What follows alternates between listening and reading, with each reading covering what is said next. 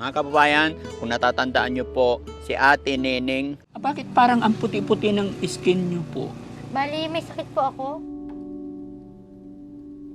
Ito na po yung pang-7 araw na usapan namin na deal ko sa kanila. Paano nga ako tutulong sa inyo kung sarili nyo mismo hindi nyo kayang tulungan? Kaya ngayon, dinidil ko kayo.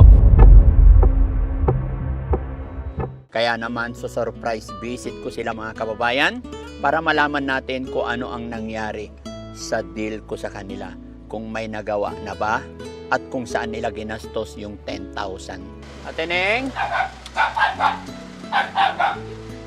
Neng, kasi sa totoo lang medyo bad image kayo sa mga viewers natin. Meron pa akong isang tanong sana, hindi ko alam kung pwede kong tanungin to sa inyo. May gumagamit ba sa inyo ng pinagbabawal na? Ikaw ay inspirasyon sa kababayan, mga mahirap ay iyong dinadamayan. Sana ay hindi ka magsasawa, Panginoon na ang magbalik ng biyaya. Daddy Frankie, Daddy Frankie, Daddy Frankie, believe ako sa'yo. Daddy Frankie, Daddy Frankie, Daddy Frankie, salamat sa iyo. Daddy Frankie, Daddy Frankie, Daddy Frankie, believe ako sa'yo.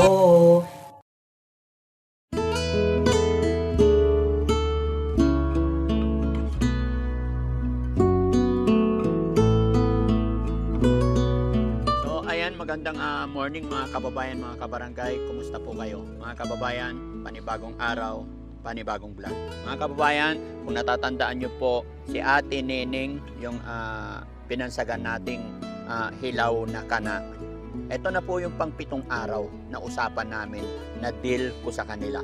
Kaya naman, surprise visit ko sila mga kababayan para malaman natin kung ano ang nangyari sa deal ko sa kanila.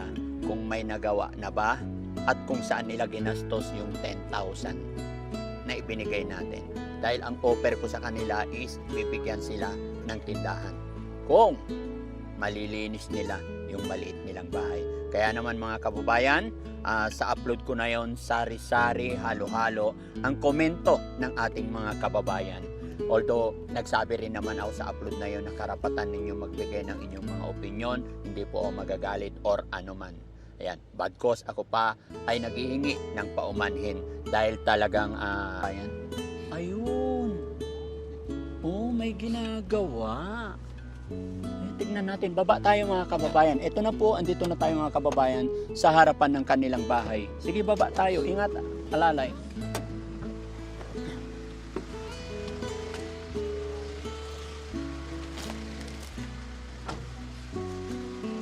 Ate Neng? Neng? Ito, may pintuan.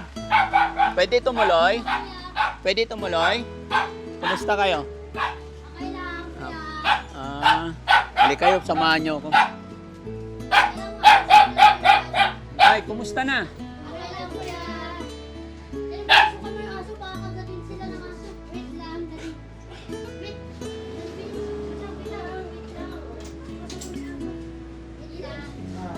Kumusta na kayo? Ayan, very good.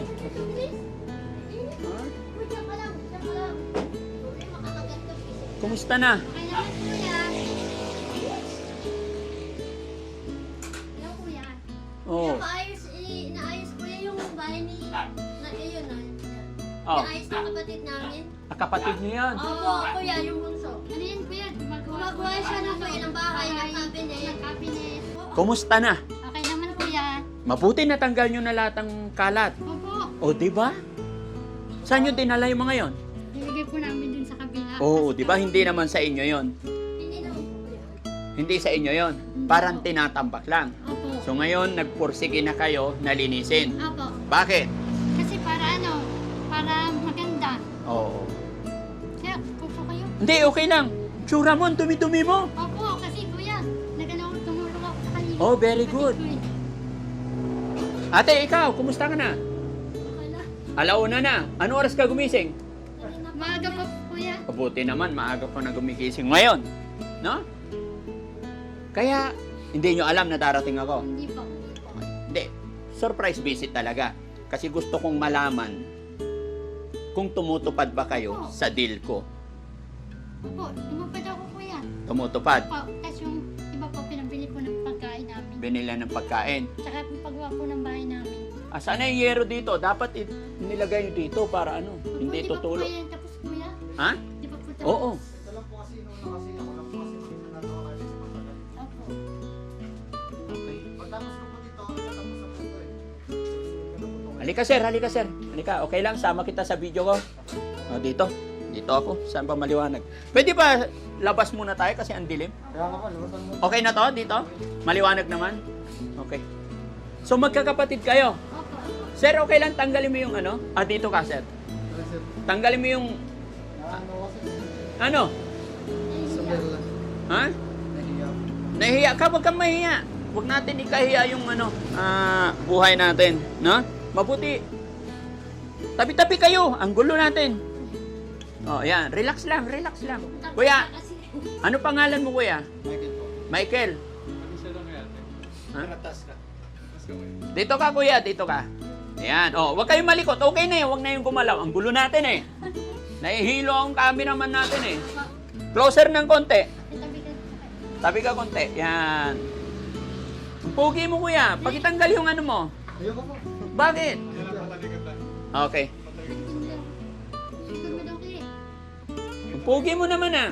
Kuya, ano pangalan mo? Michael po. Michael, ilang taon ka? 25. Oh, bakit tumutulong ka? Hindi kasi, ano po, simula, dati po kasi, kasi mama ko nun buhay pa eh. Opo. Tapos, dalawa kami nagtatrabaho nun dito. Sabi ko po sa kanya nun, sabi ko, ma, may edad ka na. Sabi ko, huwag ka na magtrabaho, hayaan mo na lang ako yung magtrabaho dito. Sabi ko gano'n. Mm-mm. Tapos po, yun nga, nung nag-pandemic po, yun na, masakit siya, na stroke. Tapos yun, dinala namin siya sa lahat ng ospital. Kasi nga, pandemic po yun. Opo. Buong Manila ata, pati buong Cavite, nalipot na po namin yung Oo. hospital. Wala talagang tumanggap kahit isa. Opo. Eh, gusto ko nga po siyang alagaan nun. Sabi ko nga sa kanya, ano gusto mo ba? Alagaan na lang kita, di na ako magtatrabaho. Oh. Kasi ayaw niyang bitawan yung kamay ko nun eh. Oo. Pag-aalis na, hindi na humihinga. Sabi ko gano'n. Kasi kami yung bantay nun eh. Ako umaga Kasi hindi ko rin naman maantabayanan kasi napasok din ako. Mm. Trabaho. Hindi naman Kasi pwede. ikaw lang nagtatrabaho, no? Tas, yung isang dahilan naman po kung bakit hindi namin po ito mapagawa yung bahay kasi ako nga lang po mag-isa. Yung kuya ko tinutulungan ko pa sa mga gastusin nila. Kumbaga yung sahod ko sa tuwing 1 week, yung nagkakasya-kasya ko dito sa amin, tapos dun sa kanila. Okay. Tapos yung mga bills, may bills po kasi kami, yung kuryente namin, laki. Yung pandemic po kasi, ano yun eh, 27,000 po yun. Bill ninyo dito? 27,000. May metro ba to sarili? Meron po Tapos dati. Tinanggal na. Dalawa po kasi kaming nagamit ng kuya ko pati. Okay. Mas, siyempre yung kuya ko hirap din sa sitwasyon nila. Kasi yung bahay nila, ganito po kasi yung mga kalat po nung nandito nung nakaraan, Oo. sa kanila po, yun yung bahay po kasi nila, gawa lang di sa kahoy kaya nag-iba. Oo. Ngayon, yung mga gamit, nilagay mo na dito pansamantala. Okay. Tapos habang ginagawa yun, nahinto rin sa paggawa, gawa nga nung yung kuya ko na lang hindi nang nagtatrabaho din. Pamangking ko, yung anak niya, may epilepsy rin, kaya hirap din sa buhay. Okay. Ito na yung mga kababayan, ito na yung sinasabi ko na unti-unti natin nalalaman yung kanilang mga dahilan. Although siguro nababasa ninyo yung comment ng mga karamihan at napanood din ng mga karamihan yung aking intro na ako'y humihingi rin ng dispensa sa mga kababayan natin na parang nanghimasok ako sa buhay nyo. Pero sabi ko, alam kong mali ito, pero gusto ko talagang i-challenge sila para makatulong din. Dahil si Daddy Frankie, gusto kong tumulong sa mga tao na tutulungan din yung sarili. Kaya ako ginawa iyon. Kaya pagpasensyaan niyo po ako, wala po akong masamang intensyon. Bagkos gusto ko lang gisingin minsan yung mga taong, gaya na sinabi ko, hindi natin kasi alam po anong mga pinagdadaanan ninyo. Pero dahil sa ginagawa ko, siguro unti-unti rin maintindihan ng ating mga kababayan. Basta ito lang masasabi ko sa inyo mga kapatid, magulang ninyo ay nasa kaharian na ng Panginoon. Alam ko masakit mawalan ng magulang, kahit sino. Masakit talaga. At alam ko kung gaano kahirap pinagdaanan. Hindi lang kayo ang dumanas sa pagsubok, especially sa pandemic time. Pero ang hihilingin ko lang ngayon ay bumangon na tayo sa sarili natin dahil nasa edad naman na tayo. Di ba? Umiiyak na si Ate Nining, mga kababayan. No? So tatanungin ko ngayon, ano ang goal ninyo, ano ang plano nyo, ano ang gusto nyo mangyari sa buhay ninyo ngayon? Ako po kasi ganito po. Sige. Kung sa akin lang Opo. Kasi sabi daw nila, tindahan daw. Mm. Kaso po yung tindahan kasi maliit lang yung puhunan, tapos may permit po. Yung maliit malaking tindahan, may permit yan eh. Oo. Ang maganda po sana yan, total, ano naman po ako, skill na po ang carpenter. Yung carpentero na po talaga. Mm. Ang maganda po dito niyan, cabinet business po sana. Cabinet business? Parang napakalaki nun. Puhunan nun. Gagawa ka ng cabinet. Ako, kasi bibenta po. Mm. Example po ako ng mga gawa ko. Ah, Sa condo po. hindi nyo prepared yung sari-sari store, ganon? Hindi sila kung gusto po. Mm-mm. Kami, gusto po namin. Mm-mm. Parang- Kayong dalawa. Ganito yan. Hatiin. Oo, kasi maliit lang naman yung ano eh. Kasi gaya ng aking sinabi, ako tutulong ako sa panimula kung tutulungan nyo. Kasi kahit anong gawin namin, kung hindi nyo tulungan yung sarili nyo, walang mangyayari. Kaya nga dinidil ko kayo eh. Kasi magbigay ako ng pamuhunan, hindi ko kayo dinil para linisin. So walang mangyayari. Pero sa ngayon pa lang, nakikita ko may improvement. Masaya ako sa nakita ko na masasabi kong hindi ako nagkamali ng mga china-challenge. So eto na. Paano mo ginamit yung bali 15,000 na binigay ko? Kasi 5,000 una, tapos 10,000. Ito na, mga binili. Paano mo? Ano? Sige. Yung iba po kasi pinabili po namin tinapa, pagkain. Tapos po, yung iba po, pinanggawa po ng bahay namin. Unti-unti po namin Oo. para maayos po. Oo, pilitin yung magawa. Binadget lang po kasi. Binadget lang. In-estimate ko lang po yung pera kung saan papasok yung materials. Oo. So yun, trabaho mo, karpentero ka ha? May asawa ka na ba? Sana. Kaso ito po yung dahil dapat po kasi may asawa na ako, taga Kalamba. Mm-mm.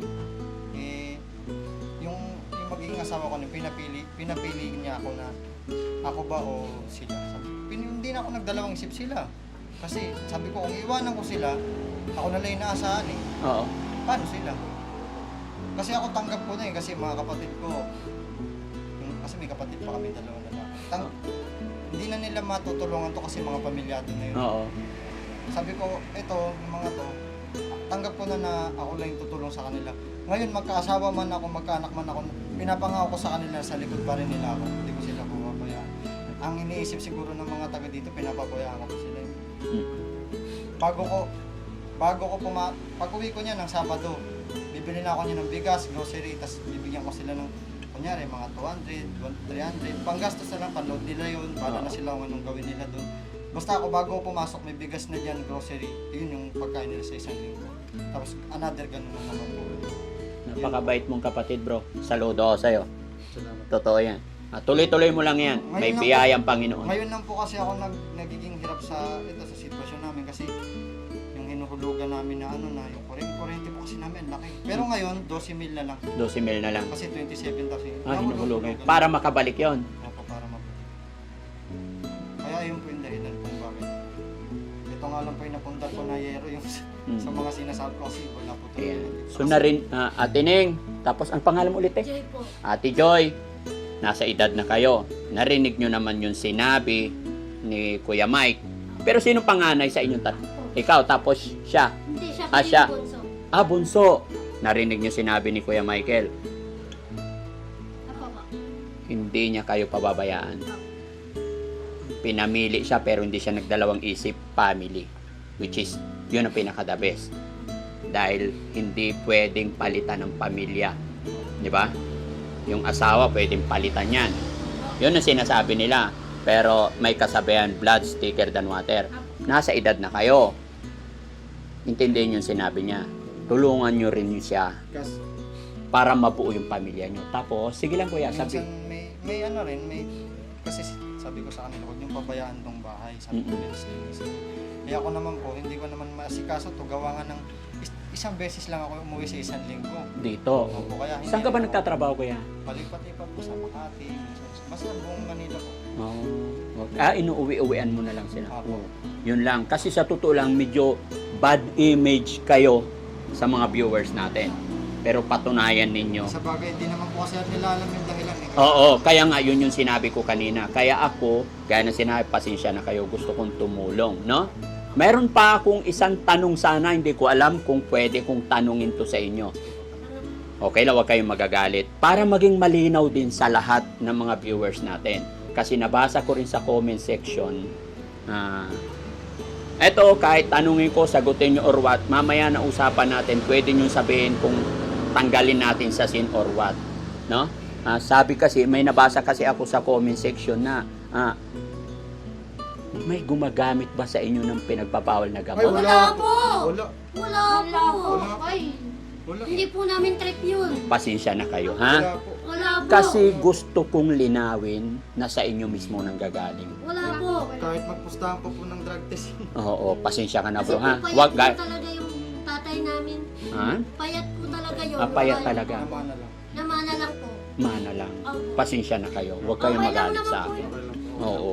At least, nasasabi ninyo yung side nyo sa mga kababayan natin. Kasi nga, hindi nila tayo nakikita. Kumbaga, at hindi rin, wag din tayo magalit sa mga opinion or comment nila. Kasi, nandito nga tayo social media, malaya tayo mag-comment. Pero tayo rin naman malaya na explain ang sarili natin. Ako At, po, ako po siguro kaya hindi ako tumataba siguro dahil sa stress din kasi yung kuya ko sagot ko din minsan yung gastos eh. Opo. Pero pag sila naman nakakaluwag, nagtutulong-tulong din kayo. Very good. kasi ako kung anong meron ako gusto ko, meron din sila. Ganun. ganun po talaga kami. Hmm? Ganun po talaga. Kung may, yun ba, kung may pera po kami, tutulungan po namin sila. Pag sila po ang meron, bibigyan din po kami. Oo. So, paano kayo magkakaroon kung ganun lang ng ganun? Pero, okay na yun. Huwag na natin balikan. Basta sinabi ko, masaya ako na nagagawa na. So, paano ang discarding plano mo dyan? So, tindahan yan. Kaya, ang, ano po din, Unti-unti lang. Bali, ang maipapangako ko sa inyo, yung tindahan, pag nagawa nyo na to. Pag nalinis nyo na to, totally. Papangako ko yun. Kaya nga ako nag-surprise visit eh. Kasi sabi ng karamihan, DF, parang nagkamali ka yata. Sabi ko, tanggap ko lahat ng sinasabi nila. 'Di ba? Kasi nga ayaw kong i-judge kayo. Pero masaya ako, paulit-ulit masaya ako kasi may nakikita ako. Tapos yun, yung mga butas, siguro patungan na lang ng yero, hindi ko alam. papalitan na lang daw. Papalitan mo na lang. Siya na ang po gagawa din. Siya naman po ang gagawa niya. Oo. Hindi naman po namin alam yan. O, so makakatipid kayo, 'di ba? Kasi materialis lang bibilhin. Tama 'yun, bro, no? Sa sacrifice. Ngayon, mag-sacrifice. Tapos, gawan nyo ng bintana dito, no? Kung paano. Pero yung bintana na may screen, para pasok ang ano. Tinan mo, hindi to kayo napakainit. Wala po. Wala po kami electric pan. Kaso lang po problema kasi yung kuryente. Magagawa natin ang paraan yan, basta dahan-dahan. Pero may kuryente naman po kami. Oo, yan. Sa pansamantala, habang priority natin yung pagkakakitaan, yung may bumabalik araw-araw. Kung pwede kayong makiusap dyan sa mga kapatid ninyo dyan, kapitbahay na kahit extension lang muna, pasensya lang muna. Ito, gumagana ba yan? Opo. Buksan nyo nga. Pwede ba? Hindi po kami. May Kasi ano yung ginagamit ko. extension. Ginagamit mo. Okay, sige, wag na. Ayan. Unti-unti, linisin na lang, no? Opo. Pero pasensya na po kayo, medyo ako lang po kasi nagawa kasi. Sige, walang problema. Hindi namin kayo mamadaliin.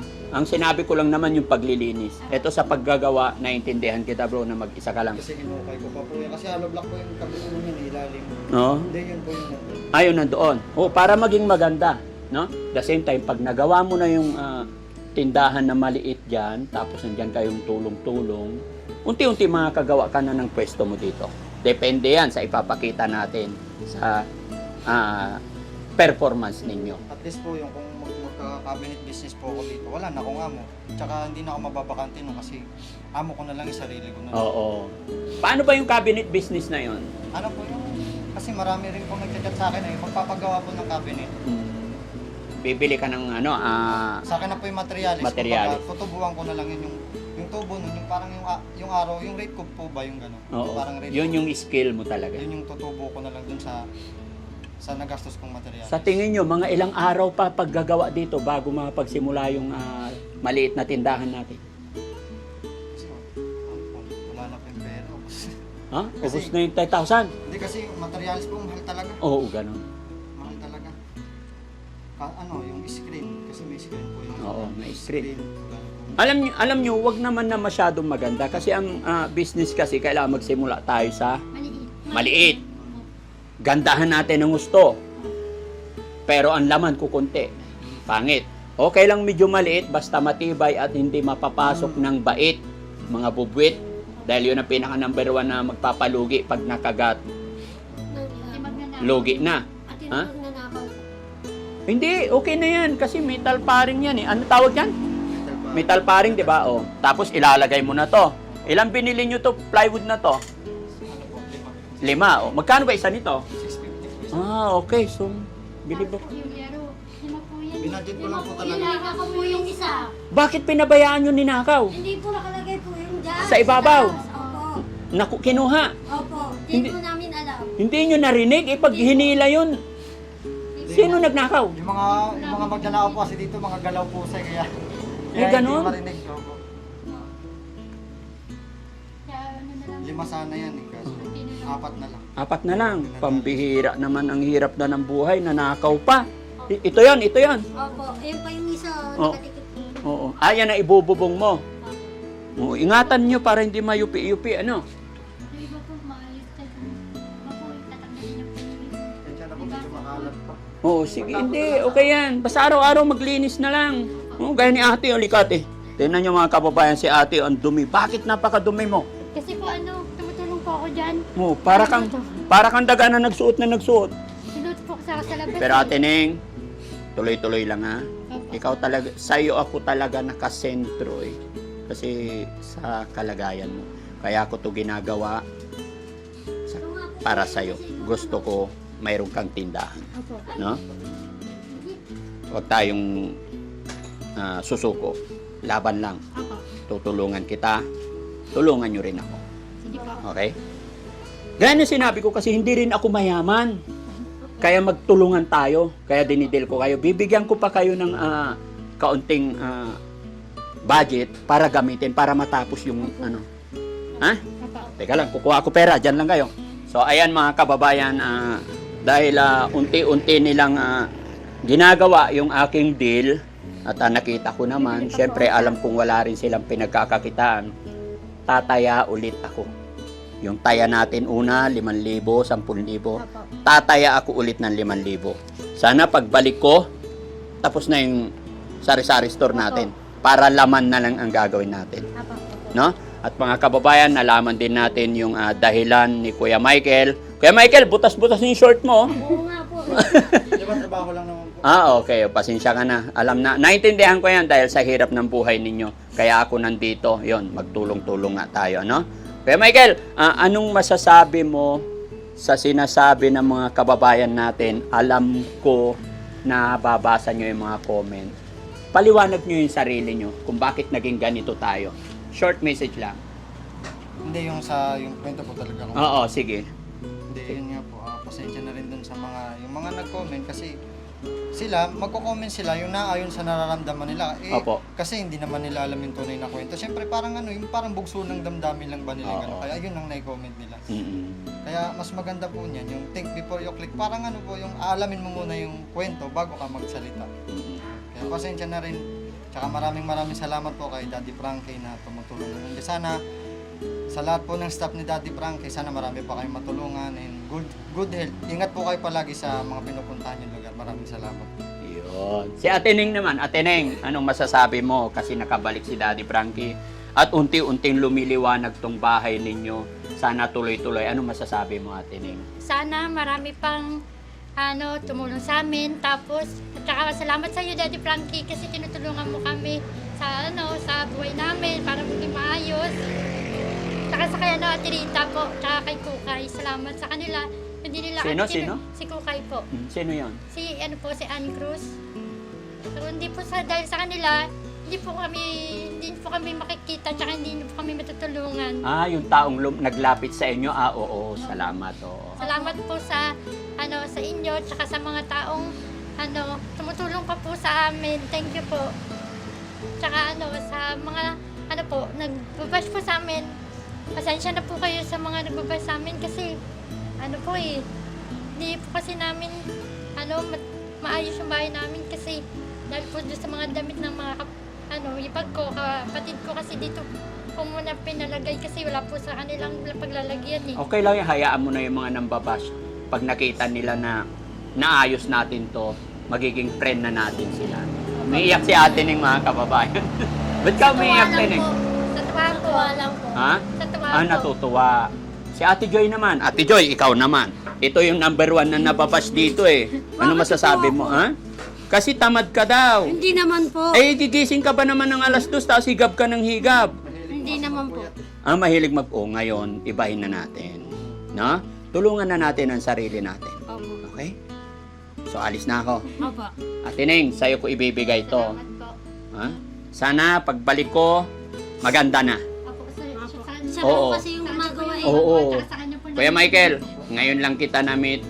Proud ako sa'yo. Saludo ako sa'yo bilang kapatid. Siyempre, ikaw lalaki na nandito. Hindi mo pinapabayaan itong mga kapatid natin babae.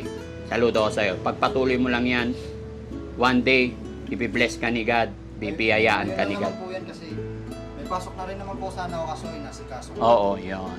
Ngayon lang naman po. Ngayon lang naman po kami hirap yan pero pag step by step lang po yan. Yes, tama ka. Simulan natin sa maliit, step by step. Huwag tayo magsimula sa malaki. Ha?